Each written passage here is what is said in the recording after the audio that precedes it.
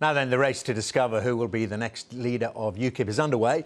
And with the backing of the party's key donor, Arron Banks, it looks like Raheem Kassam is the front runner.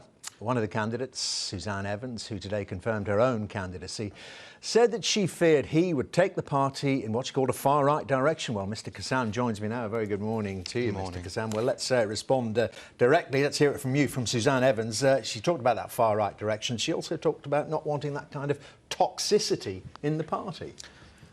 I don't want this to be about personal attacks, and I was disappointed that 60 seconds into her campaign launch, she makes it a personal attack on me. I think this is about the future of the party. I certainly do not consider myself far right, and I think she never considered me far right when she asked for my help writing UKIP's manifesto in 2015. So this is just politics, and I want to get away from that, and I want to talk about what the future of the party should be and what the future of the country should be. So I'm going to say to her, let's stop all of that. Let's come together as people who believe in Britain and actually knock our heads together and come up with the right solutions. She can meet me whenever she wants. But do you think she's an asset to the party? I think she can be. I think there's no doubt about it. Then. Well, I think there's no doubt when she goes in front of television cameras and takes the party line on things, and she can present them in a very reasonable and good way. But when she does things like this, it really undermines her, it undermines her campaign, and it's an attack on a lot of the party members. There was a YouGov study that came out today that showed that the party likes the direction that Nigel Farage has taken it in. They don't want to compromise on that. And she's talking about compromising on it and being the centrist party. And I'm here to say that I would continue Nigel Farage's legacy inside UKIP. But I mean, you're not a unifier, are you? I mean, you're pretty forthright about many of the personalities and members of the party, aren't you? I mean, are you serious about trying to unify the party, or wouldn't you just want to get rid of them?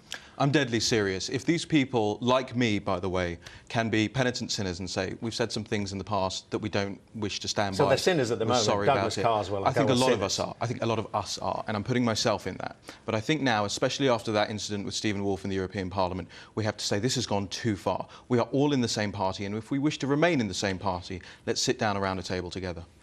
He said in 2015, after the general election, looking at much of UKIP and thinking you were just a bunch of ragtag, unprofessional, embarrassing people who let Nigel down at every juncture. Are you saying things have changed, or have you got to sort that out? No, it needs sorting out. It really does need sorting out.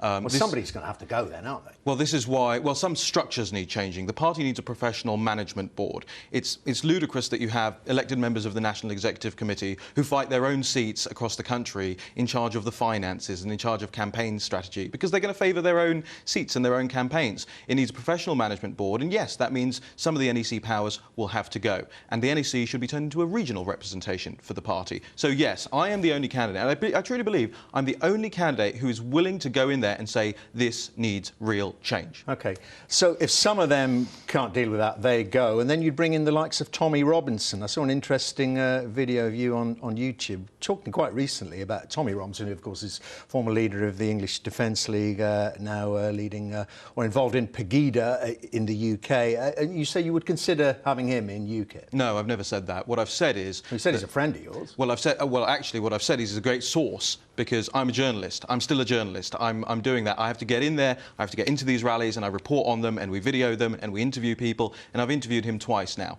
And I will say this myself, I actually stood up at the Pegida rally and gave a speech about Brexit, because it was ahead of the EU referendum. Tommy Robinson wouldn't have a place in the UK Independence Party. I believe he's even said that himself. Unless he changes? No. See, my policy on the blanket ban inside UKIP has been very clear from day one, and you get all of the other candidates trying to spin it to journalists. This is how politics works. My policy has been very, very clear, is that if you want to pay for your own CRB check, your own disbarment service check, then the party can sit you in front of a panel and you can make your case to them. But let me ask you this question, if you don't mind. Yeah, how many members of the far right do you think are going to join a party led by a chap called Raheem Kassam? Bubkas. Well, you said you're friends with Tommy Robinson. I mean, he looks like a member of the far right to me. Well, I think what Tommy did when he left the EDL was try and sever that tie. That's not me defending him. I'm interpreting that as a journalist. Now, do you think you've got the temperament to do this job? I mean, I've been reading your Twitter feed as well, and, you know, I mean, it may have been late at night, the one I read, when you were having an exchange with, as they call the trolls, perhaps, who were having a go at you. I think you were watching Newsnight together. You were using the C word, the F word, the S word. You were barring people. Do you think you could restrain yourself if you became leader? You know, my job has been to be a very combative journalist. My job has been to be a little bit out there, a little bit, you know, get some attention, things like that. But nowadays, you know, 21st century, we live our lives in short bursts. You know, I've been a journalist, I've been a think tanker, I've been a comms director, I've worked for Nigel Farage. Right. You know, you move on. And you can be different people in your life. I haven't sat here my whole life and gone, I want to aspire to be a politician and therefore I'm going to carry myself like a PC robot. I've been a normal human being. And your question was... Will you use Anglo-Saxon swear words if you become leader? No, of course not, but people use that kind of language. You know, walk down any high street with me, you can hear it. You know, none of us are beyond making mistakes like that. But it's about being able to own up to them and say, look, you know, I've done that, I'm not going to do that now. Listen to this interview, you know, go away and look at my other interviews on television. It's not that, is it? Now, talk about the policies. I mean, we've got to talk about Calais and your view on the child refugees coming in. I mean, you obviously don't believe some of them are children, for a start. Well, I would like the evidence, is all I'm saying. You know, I think would the British you want testing, though? Dental testing? Yeah, I think so. I think there has to be. And I would actually like that to be a transparent process. I would like these records to go up on the government website. Obviously redacted. We don't want their faces. We don't want their names attached to these things. But we can show that these tests have been done. If the government can prove to the British public and calm all of this stuff down, then why doesn't it just do it?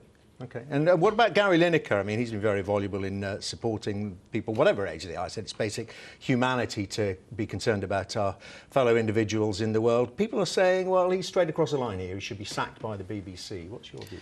Well, I have never been a big fan of people who are in different industries and sports industry and things like that chiming in on politics. I think they're more than welcome to, you know.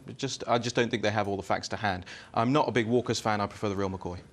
OK, well, you've obviously pre-prepared that, but do you think he should still be employed? I did not know you were going to ask me that question. Should he still be employed by the BBC? It's a decision for the BBC to take. You know, they have their own structures inside, determining whether or not their people should do this sort of thing. I don't care personally. It's not a big issue for me. You know, Gary Lineker... All right, on that note, Raheem Kassam, thank you very much indeed.